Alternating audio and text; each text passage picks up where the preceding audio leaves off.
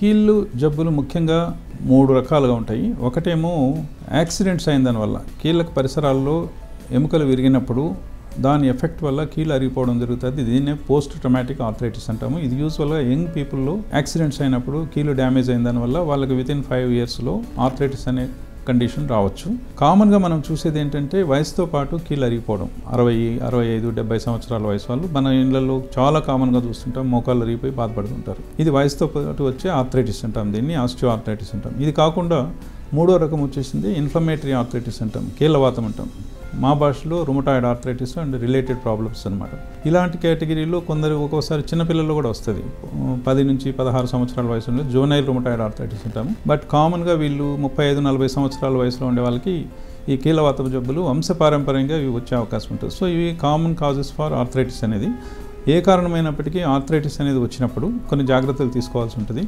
ఈ ఆర్థరైటిస్ ఉన్న వాళ్ళు ఖచ్చితంగా క్వాలిఫైడ్ డాక్టర్స్ దగ్గరికి వెళ్ళి వాళ్ళ అనాలిసిస్ ప్రకారము ఆ జబ్బు నిర్ధారణ చేసుకుని ఏ స్టేజ్లో ఉందో కూడా తెలుసుకున్న తర్వాత దానికి తగినటువంటి మందులు వేసుకుంటూ వాళ్ళ సూపర్విజన్లో ఫిజియోథెరపీ అనేది చేసుకుంటూ ఉంటే దీని తీవ్రతను కొంచెం తగ్గించుకునే అవకాశం ఉంటుంది. అండ్ ఎండ్ స్టేజ్ డిసీజ్ అంటాం. ఇవన్నీ చేసిన తర్వాత కూడా ఒక్కొక్కసారి జాయింట్ పూర్తిగా డ్యామేజ్ అయిపోయినప్పుడు ఇంకా వేరే మార్గం అనేది ఏది ఉండదు.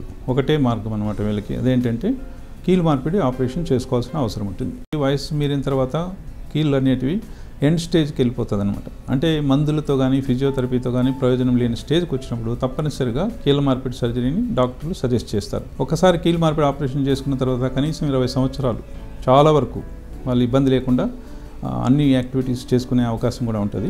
ఆపరేషన్ చేసుకున్నా చేసుకోకపోయినా వీళ్ళు తప్పకుండా కొన్ని నియమాలు పాటించాల్సి ఉంటుంది. అదేంటంటే బాడీ వెయిట్ పెరగకుండా చూసుకోవడం, రెగ్యులర్గా కొన్ని ఎక్సర్సైజులు, జనరల్ ఎక్సర్సైజ్ కానీ మోకాలకు సంబంధించిన ఎక్సర్సైజ్ కానీ చేసుకోవడం, మాటికి కింద కూర్చోవద్దు, లోగా ఉండే సోఫా లాంటివి కూడా ఉపయోగించకుండా ఉండడం చాలా మంచిది. మెట్లు ఎక్కడం దిగడం కూడా వీలైనంత వరకు అవాయిడ్ చేస్తూ ఎక్కువ దూరాలు కూడా 3-4 కిలోమీటర్లు అట్లా నడవకుండా ఎక్కువసేపు నిలబడకుండా ఉండడం చేసేదానివల్ల చాలా వరకు దీన్ని మనం ఏదర్ నేచురల్ జాయింట్ అయినా లేకపోతే కీలు మార్పిడి తర్వాత అయినా వాటిని ప్రొటెక్ట్ చేసుకోవడానికి చాలా అవకాశం ఉంటుంది. ముఖ్యంగా లేడీస్లో ఆస్టియోపోరోసిస్ అనే ప్రాబ్లం చాలా కామన్గా ఉంటుంది. దీనివల్ల బాడీలో ఉండే కాల్షియం, ఎముకల్లో ఉండే కాల్షియం చాలా తగ్గిపోతూ వస్తుంది. దీనివల్ల ఎముకలు చాలా వీక్ అయిపోయేది.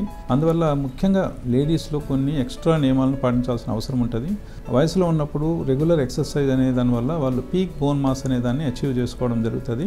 సో వయసులో ఉన్నప్పుడు 30 సంవత్సరాలకు లోపల ఉన్నప్పుడు ఎంత ఎక్సర్సైజ్ ఫిజికల్గా చేస్తే అంత మంచిది.